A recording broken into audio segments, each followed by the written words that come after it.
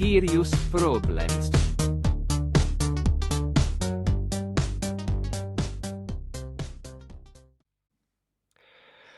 Right, Mika, what's your scariest problem, mate? Mate, my scariest problem is that there are no scariest problems. Austria, we start the weekend on Saturday. Benji Moser does a podium in the sprint, which is insane. Never been in the final before. Gets to the final first time, does a podium. Then I start to do a little bit better than I used to the last months on Sunday, 11th. That was quite nice to get like a bit of positive feedback from my body again. And then, as if that's not enough, we just decided to extend the weekend by a day because it's Junior World Championships in Lillehammer now. And Heidi Bucher is the first Austrian Junior World Champion since I don't know when, because I was just discussing with my girlfriend before. Teresa she has medaled multiple times in juniors and under 23s, we think, but I'm quite sure she's not a world champion. And then before that, I think like we're looking into like the early 2000s. So this is great. Good times. Good. Austrian skiing is on the way up, mate. Yeah. Has it ever been a world champion? Maybe it's the first. No, I think there were some. If I'm not mistaken, then there was at least one before. Okay, and actually Antonia's just checking FIS right now. Teresa is actually junior world champion as well. Or is she junior or under 23? Juniors. No. 2013? No, that's under 23, I think. So that means, she is, I think, the only junior world champion on the ladies' side. That's really pretty cool. That's pretty cool. Let's say it like this. In our lifetimes, she's definitely the only one. Yeah, MVP of our lifetime. Yeah, Austrian MVP, definitely. Fuck, and also the way she was skiing. Like, we're debriefing the weekend, obviously, but I have to debrief this as well. Like, did you watch the race? No.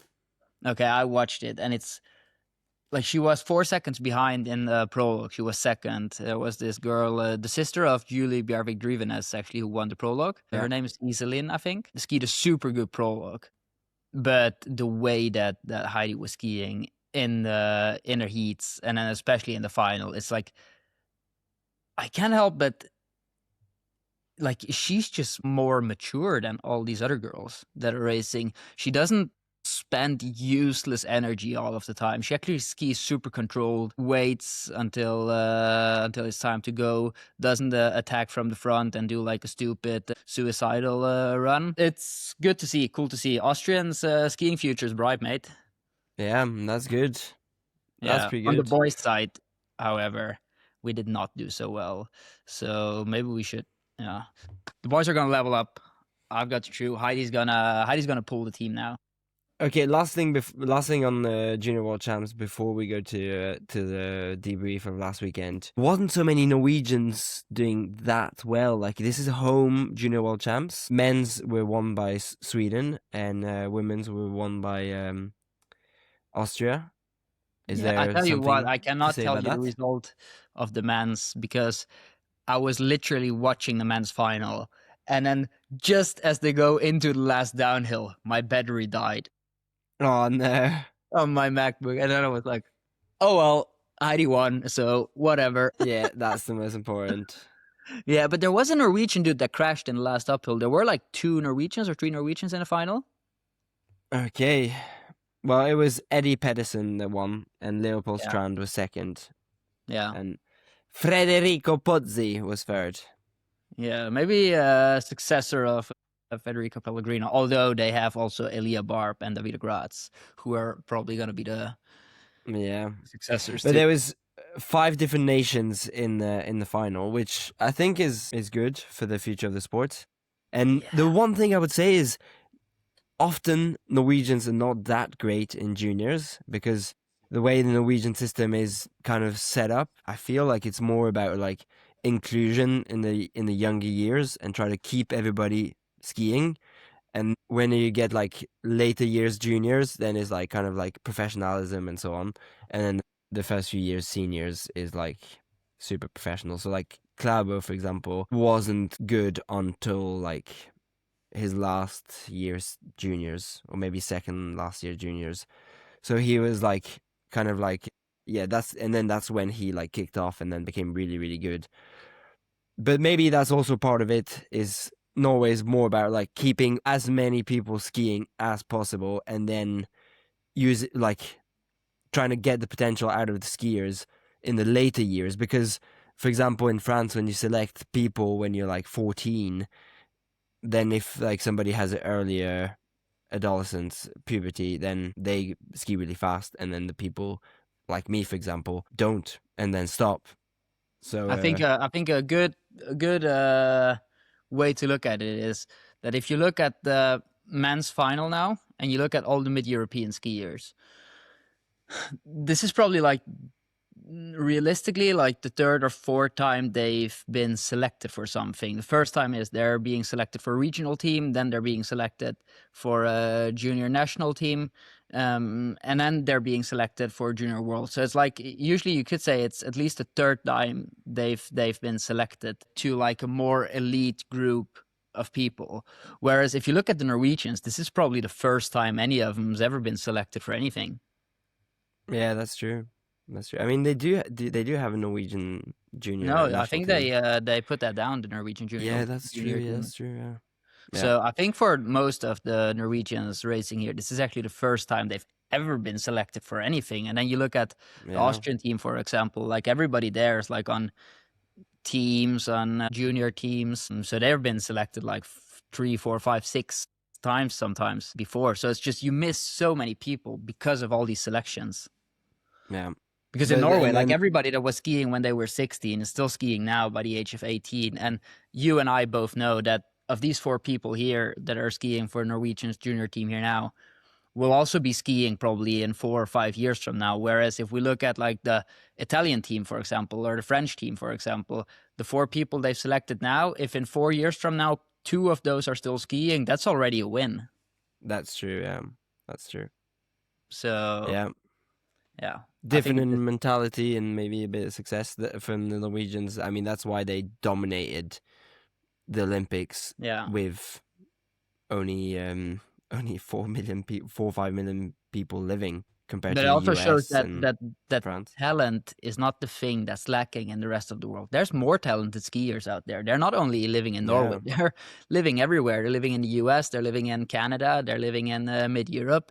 But what matters is what happens after those junior years, and especially how many people you keep on skiing after those junior years.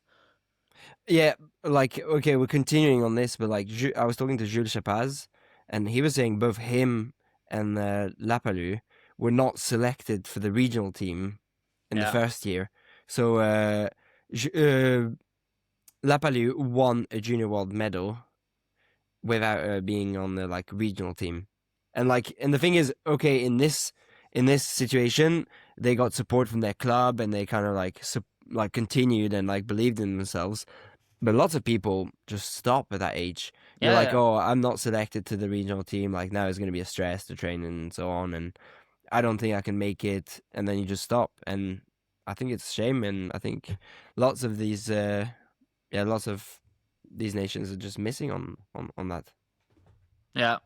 But the perfect example is what we're going to get in 8 years from now, when all of these boys that are and these girls that are 18, 19 now, they're going to be 26, 27. It's going to be Olympics in France. And then we're going to see who of these kids is still racing then and doing well then. And I suspect that a lot of the Norwegians, even those that are not here right now, are going to be good then. And that very few of the other nations are going to be even still skiing.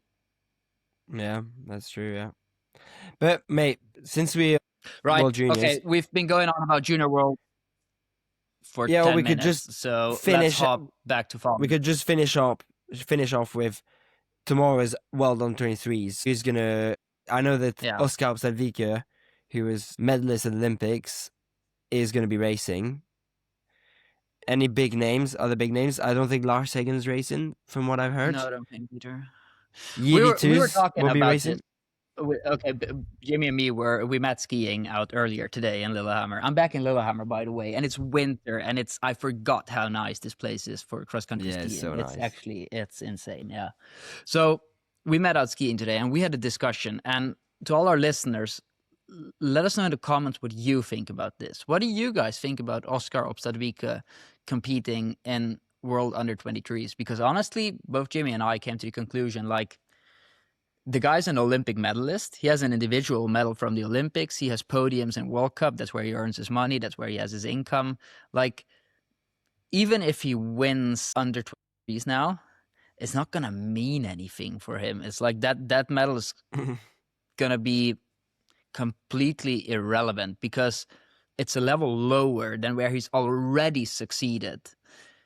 And we kind of think there's so many skiers here in Norway, good skiers here in Norway, and to them it would mean the world if they get to race under 23 world championships. And also everybody that races under 23s for Norway actually has a fair chance of medaling, whereas for Oscar Obstadvika, he's most likely gonna win if he doesn't do something stupid. But it's not like he's not going to earn more money because of it. He's not going to get a different status because of it. Yeah, he has already achieved so much more than anything that has to do with under 23s. It's just a category lower. Should he race, or should his spot have been given out to somebody else? We think maybe it would have been better for long-term progress of Norwegian skiing as well to give that place to somebody else. And also, what is there to get for Oscar?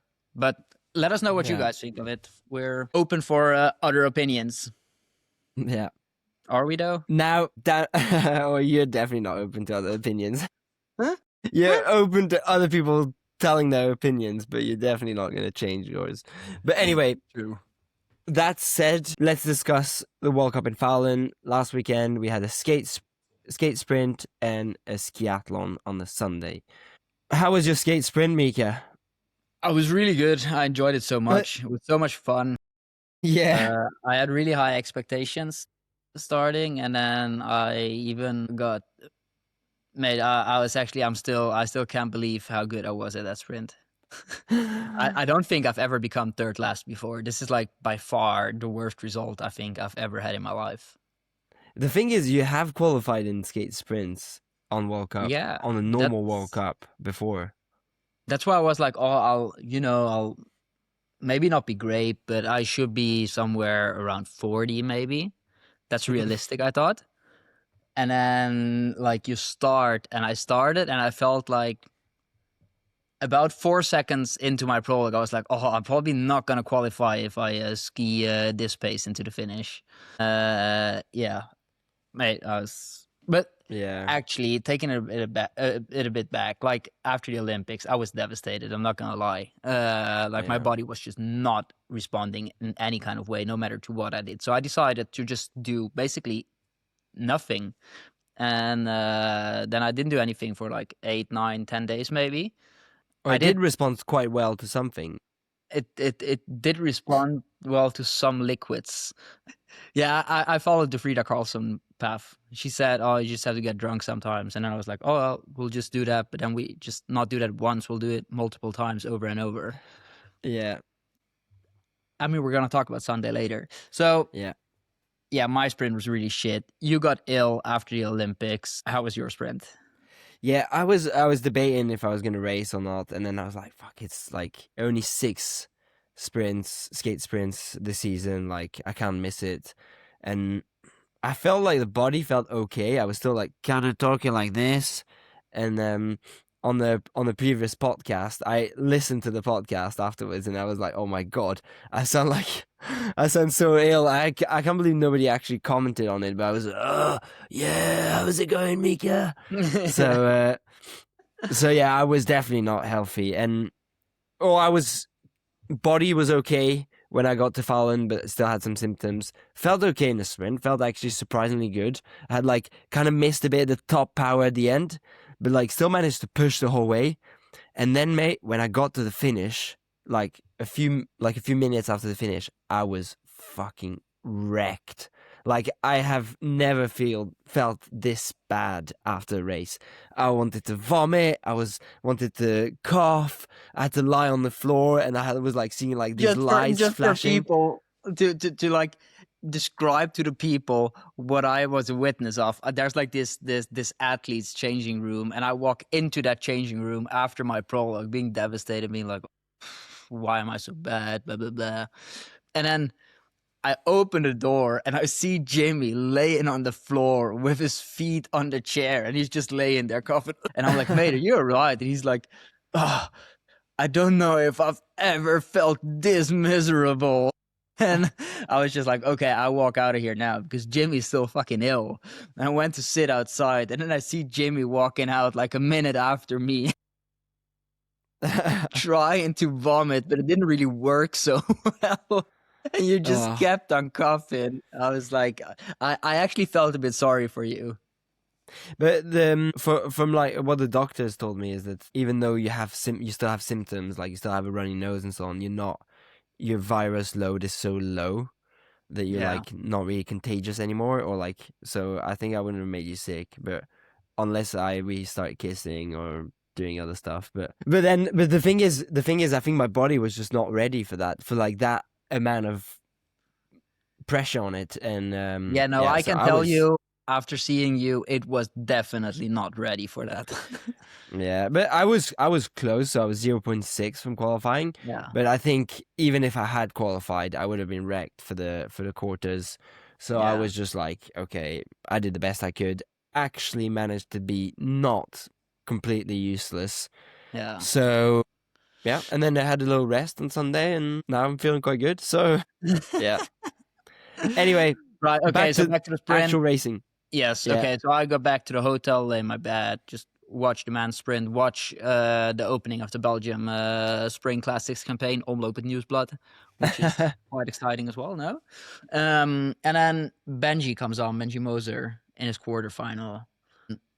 Like, I'm willing to say that everybody on the Austrian team was suffering a little bit from post-Olympic blues, but to be fair, I think everybody on the World Cup was suffering a bit from the post-Olympic blues. It's like you come in, and usually around World Cups, everybody's a bit tense, and there's like this tension. Everybody's a bit nervous.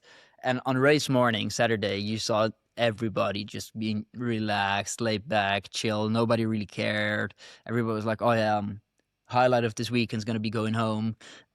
Benji was also a little bit like, they was a bit like, oh yeah, I'm a bit nervous, but not really. So then he qualified, and I was like, oh yeah, but he's going to go out in quarters anyway because he's a bit tired as well. And then he did like probably the best quarterfinal of his life. Goes on to semis.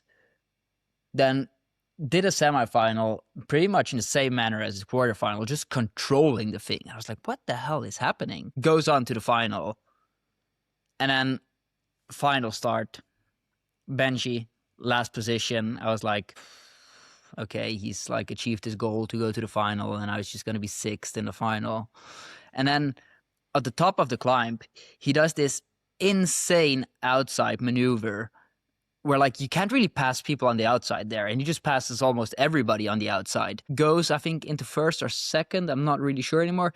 Somehow ends up at the back again, does another insane maneuver into the downhill, and just like secured his podium in such a controlling manner. It was like, I do this every weekend. This is just what I do. This is the way I ski. And I was like, people cannot imagine how good you have to be to secure your podium in such a way. Because if you look back at it now, it never looked like his podium was under threat. It was always like, oh yeah, I mean, he's got control. Yeah, or the way we didn't analyze it quite the same way, but the way I saw it was basically nobody wants to go first in this downhill, the long downhill in Fallon.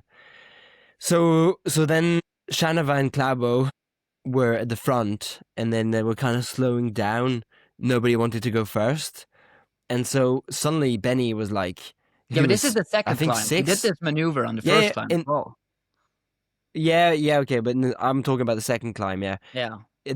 Then suddenly nobody wanted to go fast, and then he took his opportunity on the right side, the outside, and then overtook people. Ended up in fourth, and then went past Shanava, who was getting tired in the finish. And then it's such a fast finish. Everybody's tired. He has super good endurance, and then managed to do it. So that was an impressive result. And he had a podium on the FK Heat mass start, and everybody was kind of like, oh, like lucky guy sort of thing. But now he just showed that it's actually his level. So Yeah. that was kudos to him. So that was pretty impressive, I think. And yeah, like you said, he was in control and showed his real level. And when everybody's kind of like after Olympics, bit tired, bit unmotivated, that's when you get the opportunities for other people to shine. And it was kind of funny because 4 years ago was the first time he qualified in the World Cup in Fallon. Exactly 4 Was it years actually ago. in Fallon? Yeah, Oh, I it was didn't a know classic sprint, but it was 4 years ago. It was the one sprint where I qualified in classic, mate. So I remember. that. You remember. Good times, good times. Yeah, Also, the one time in my life where I was not shit in classic. yeah, so shout out to Benji Moser. For me, quite clear this weekend's MVP, but we'll get to that later. Something else that happened in the men's race, Philip Skari getting disqualified for basically no reason. Yeah. What was that about? Did you see that, Jimmy, or did you not see that? Mm-mm. So basically, it was Jaume Puejo, the Spanish guy, who's been a guest on the pod here previously. He had like somewhat the inside corner going into the first climb, but he did leave quite a lot of space on the inside as well. Philip Skari decided to take his opportunity and go for that opening, which was pretty much the most normal thing somebody would ever do in a sprint. But by doing that, he, of course, pushes Jaume a little bit to the outside because he can't go to the inside. And then I think it was Holbeck, but I'm not sure. It could have been somebody else. Was skiing there on the outside, so Jaume couldn't go there. And then that guy just stepped on his pole and Jaume cracked his pole. But like, this was the most normal race incident I've ever seen. Like, three guys go for a position and nobody really wants to back off, but nobody was really in a wrong somewhere, Yeah. in my opinion. And then Skari gets a second yellow card. He had a yellow card from before and gets a disqualification. I was just like, what is happening? This is like, if we're gonna give people yellow cards, or in this case disqualify them for that kind of actions, like, I don't know, maybe we should just stop sprinting then from now on. Yeah. It's difficult, but maybe there was, like the jury has other angles of the camera. So maybe they could see something different in a different angle. And Yeah, but hear me out. If somebody passes you on the right side and you break your left pole, like, how can Yeah. that be the fault of the guy on the right? who knows? Unfortunately, I didn't see it, so I'm I quite don't sure know. if you let Jaume watch the footage from it, he will also say like, oh yeah, that's a race incident. Like, of course the gap is like, of course the opening is really small, it's really narrow, really tight, but that's sprinting. You go for tight openings. If there's an opening, then it's Jaume's fault for leaving that place open there. Yeah. Yeah, yes and no, because like that's always a problem when there's a tiny opening and people just go for it, and then that just creates chaos. Like when you know it's not possible to go through that opening without touching the other skier, then that's kind of worth a yellow card. So in that sense, I disagree a bit, but yeah. In my opinion, this was a clear race incident. It's like, yeah, that's sprinting. If you don't want people to try to go for openings that are there, I think there's no Yeah. point in sprinting. But that's my uneducated opinion. So, okay, anything exciting happening in the women's race? Lynn Swan winning by a mile. Yeah, that's the first thing. I think we can also talk about Skista getting beaten by the Swedish again. I think it's kind of fun how she's this little battle, and she is not won so many times this year. I think she only won twice. A battle that's been a flame that's been ignited from Skista as well. Yeah, exactly. So it's been quite a few years now that there's been this battle, and it is a bit Skistad against 5 different Swedish girls. Good to also see Coletta Rydzek and Fenrich in the shape that they were at Olympics. I think it was kind of an exciting final with 4 different countries for the women. One person I think we should give a shout out to is Liliane Gagnon from Canada. Like, she is quite often like in 33rd.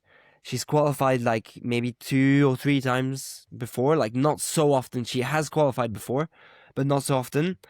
And then boom, she qualified like 8th, and then straight to the semi-final in lucky loser. So I think that's cool to see. Like, Canada in the semi-final on women's side has not been seen in a long time. Yeah. So that was pretty exciting. And the shape she was at Olympics, she was third best in the prologue on the team sprint. Their team was the third best on the team sprint, and they ended up 6th in the team sprint. So it's cool to see that it's not only men going fast in Canada these days, also women. And she's been racing World Cup for quite a few years. Yeah, that was kind of impressive from her side, I would say. Yeah, I agree. Very good to see Team Canada stepping it up. So it's great. Important for the sport. But yeah, I think anything else about Saturday? Oh, there's some small things, but I think we can move on to the skiathlon. That was pretty exciting race, actually. And it's kind of like, we have to remember there is world champs in Fallon in 1 year. Should we start about that? Because we did have like a little pre-world championship. That's why we did a skiathlon there to try out the new tracks. And honestly, if these are the tracks we're gonna get for world championships, I don't know. Like, you know, like how in all the last big events, there's like people trying to get harder and harder tracks. Like, we went from Oberstdorf, where you had like the Burgstall all the way, and it's like, what, a 5-minute climb, to Beijing, where it's basically only climbing. Then we went to Planica, having super long climbs as well. Trondheim was not that bad. Trondheim was quite hard. The 50K was hard. But it wasn't as hard as Planica or Val di Fiemme. No, but I think the thing is, there was some kind of like flat sections in Trondheim, so you kind of regrouped, and long downhills. But like, it's not. I can't say it was an easy track. No, it was not an easy track, but I would say it was a very average 50K track. Yeah, okay. Val di Fiemme was also quite hard. Super hard. And so then we go to Fallon, and in Fallon they decided, like, you know what? Let's just switch it up completely and make sure we get the like most flat course anybody's ever seen in a championship. And for classic, we just do a 3K loop where we just do the flat Murderbucken 3 times, which is like hardly a proper climb. You go up for what, a minute, and of that minute, it's maybe what, 20 seconds of real striding, 30 seconds of real striding. Maybe it's a minute and a half. And then the rest is basically just a long, flat, double poling parts. And then in the skate, they were like, you know what? Instead of doing a 3.3K loop up the Murderbucken, we just do a 5K loop. So we only do the Murderbucken twice, and we add in 2 completely flat kilometers after that in the forest. Yeah. It's like every time up Murderbucken in the group where I was, it broke like into 3-4 different small groups. And every time on the flat part after that, we just regrouped. I tell you, it's going to be like, usually the last years we tried to get hard courses to be able to at least get a chance on skiing away from Klæbo. Then he's mastered hard courses so good that there's just no chance of skiing away from him. But here it looks like we just surrender, and we just like, okay, whatever. It's going to stay a group here. And if it's a group and we go in a group to the finish, it's Klæbo or Klæbo. But I have a theory. Okay. You know who's also going to do really well in this course when he's in good shape? Martin Strömgänget. Edwin Anger. Edwin Anger, that's true. That's a good point. Edwin Unger. I just like he's not going to get dropped here. None of the climbs is long enough. None of the climbs comes after a section where you had to work hard. So you always go into the climbs being well rested. So then you push Murder Bucket maybe 3 minutes, 2.5, 3 minutes maybe. So Yeah. I mean, now we had like the most difficult conditions you could have. It was like wet before, then they salted on Saturday, and on Sunday it started snowing at 0 degrees, so it was 0 conditions. So these were like the most slow conditions you could get, and still it was just like 3 or 4 groups that came to the finish. It was a group 1 to 6, then 7 to 17, and then 18 to 30, something like this. Yeah. So that means in slightly faster conditions, when draft is going to play a bigger role, it's just going to be a group 1 to 30.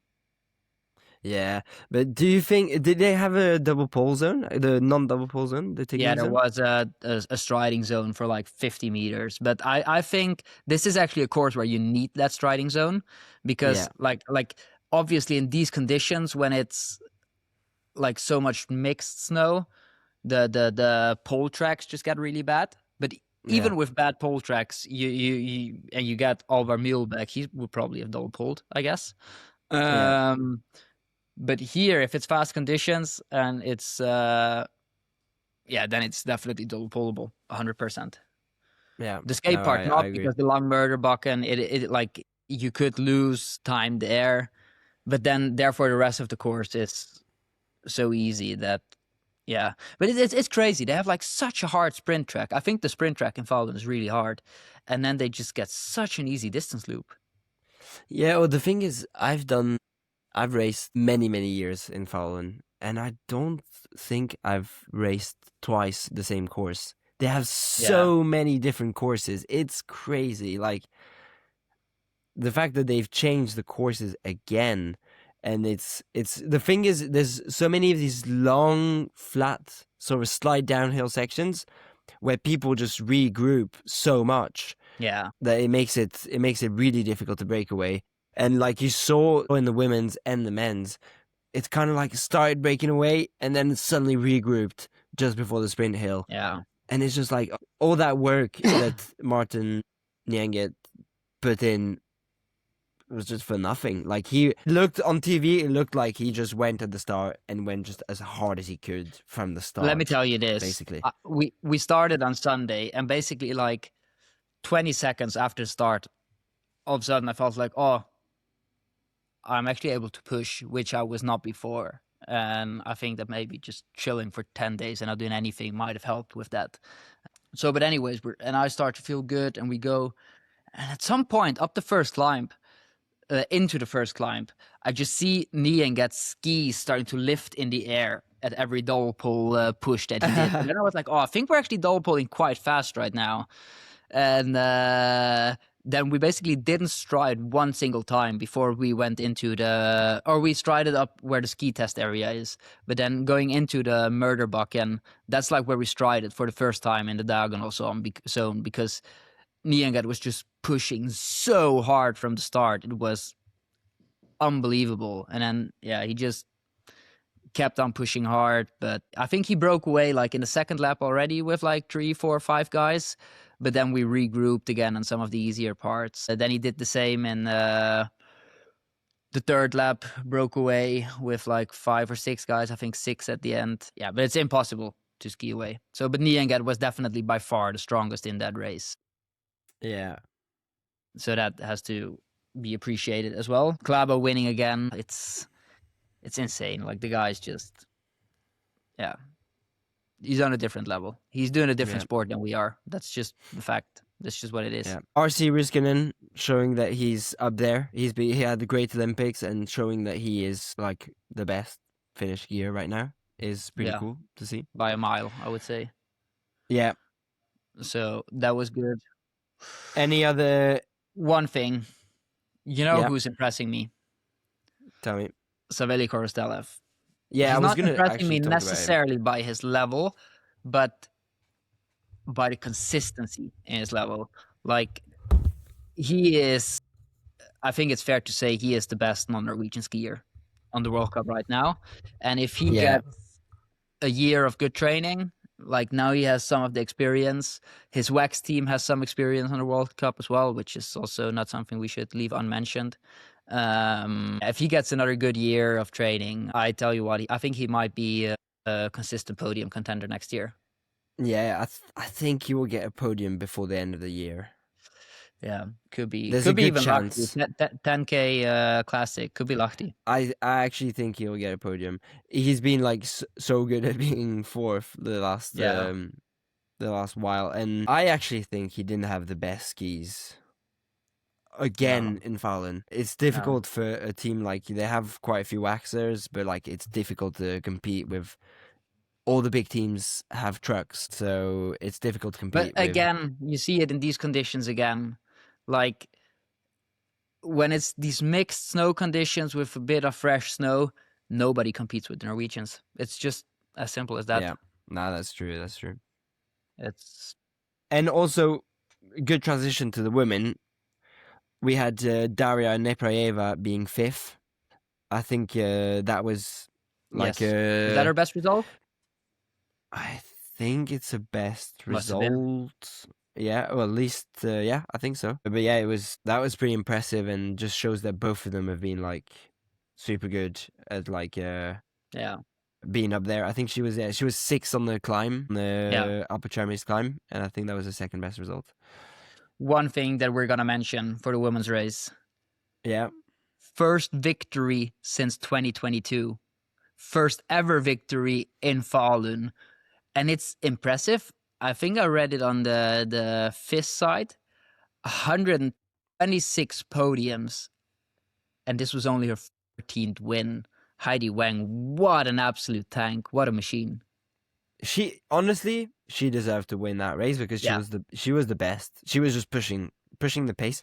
I was actually banking more on Frida Karlsson because we've seen how good she was at Olympics, but like Heidi has been very good at being second at Olympics, and yeah, she was always a bit in the shade of Marit Bjørgen and Johaug, but she is a super good skier, and she just showed it. 100. And like, yeah, that's crazy. But like that sprint finish in the women's race was like the most exciting thing I've seen in so long. Like the three best women, just going for it, and like you had no idea who was gonna win.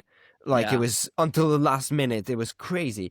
It was really exciting. Even into even into the sprint hill, there was still a good chance that if they were gonna look at each other a little bit, that Lynn Swan would have made it back. She was only skiing 10 seconds behind that group. She was 10 seconds in the finish behind. Yeah. So then it's like there was also no time to look at each other, just like for the tiniest bit, because then it's Lynn Swan or Lynn Swan. Yeah, no, it was an exciting race again.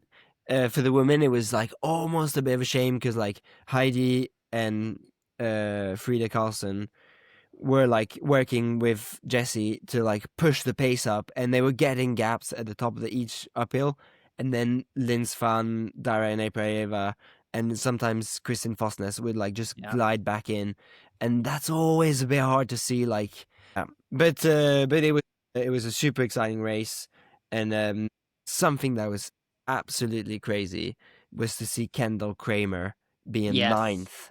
Yes. How crazy is that? Like, I thought she'd never been top 30, so I went to check her results. She was actually 18th once in Cognes, and she was 27th in Goms. And I think that's it for top 30s. Usually she skis around like 30 to 50. Yeah, I think you could put it like also a bit differently. Like you and I, like we watch a lot of skiing. Like we either race or we watch racing. Yeah. And like I didn't even have her like the tiniest bit on the radar. Like of course, I mean she's been on World Cup quite a few times, so you know who she is and you like see her around, but then it's like, oh yeah, she's just one of those, like this should not sound disrespectful, but it's gonna sound very disrespectful, like pack fillers. But then all of a sudden she's there in the top 10. You're like, where did that come from? But also, like, when I saw her, I think it was after she didn't do such a great classic leg, and after the transition, she started being in a good position. I was like, oh, yeah, like, good work by her, but, like, she's gonna blow up so much. Like, there's no way she can compete with, like, Lynn Svan and Moa Ilar and Nora Sanes. Yeah. and then she just continued being so good. Yeah. And so that was super cool to see again. Like You know what was also another super American cool to that can see ski again? fast. You know what was also super cool to see again? Alvar Alev using his grandfather's skis. Did he use those Oh. skis? Alvar, he has this pair of no wax skis, and I'm not kidding. I think they're like a 2008 build, maybe 2009 build pair of skis, and I've seen That's him use them once crazy. before. This was in the Tour de Ski in 2024, I think, and I remember being in the race, seeing Oliver going on those skis, and I was like, mate, where did you get those skis from? Like, they were old 3 years ago, like really, really, really old, and That's now he's hilarious. using them again. Should I tell you this? This is the wildest thing, actually. Tell me. We did a retest, and his skis were the best on the retest. That's hilarious. We'll get him to send a picture of the skis, and we'll post it Yeah. on the Skiers Problems. Yeah, we'll do. Good times. Right, I think for a 10-minute segment, we already are in, 45 minutes now? But Jamie, I Yeah. just enjoy talking to you, and I enjoy mansplaining our audience, so yes. Yeah, but I have a last thing to say. Because I Last was thing. watching, like, last Sunday was exciting because there was also Vasaloppet. Yes. And Oscar Cardin, who is completely how do you say, like a underdog for this race, won the race. And in crazy enough, there was like a big crash halfway through the race, and he like kind of dodged it, but his ski, like he managed to break his ski or have a problem with his ski, so he got the spare ski of Alvar Mielbach. So Alvar Mielbach's dad, who was waxing for Alvar Mielbach, was like running next to him, gave him the ski, and then he went to win the race. And he had like way better ski than anyone in the pack. But now my question is That's- something that I was asking myself. Yeah. Who can claim this victory? Is it Fischer or is it Matthews? Who can claim this one? Yeah, exactly. He should have gone on the podium with one Matthews, one Fischer. But the real question is, how much of an advantage did he get from switching that ski? Like, we're talking about a 90-kilometer race where you're not allowed to switch skis. He broke a ski, had to switch, so he suddenly had one ski that was like freshly waxed, and then like, come on, you definitely have an advantage. Like we saw How late it. in the race was this? I'm not sure, but it was fairly late, I think. But anyway, at any point in time, it's an advantage. Yeah, I mean, I'm not going to argue on that with you. It's definitely an Especially on advantage. these tough conditions. And like you see it at like major championships when you have 50Ks and you can just switch skis, the difference it makes. So, but at the same time, Talking you're not about gonna that, like, another last thing that I want to say on the pod, I was talking to Martin Niengat about Yeah. the 50K and I'm not changing skis and what was up with that. And then he said, oh yeah, well, he had just decided he wanted to make it as shit as possible for everybody that was in that group. what a legend. Yeah, freaking legend. Yeah. Right, Jamie, Right. we're actually Yeah. blabbing on for way too long now. Guys, leave us a comment. Do you think this was way too long, this debrief? Let us know. Give us a like, follow the channel, follow us on Spotify, follow us on YouTube, follow us on Instagram, and speak to you in next week's episode, Jimmy. Yeah. Ciao, ciao. Peace out.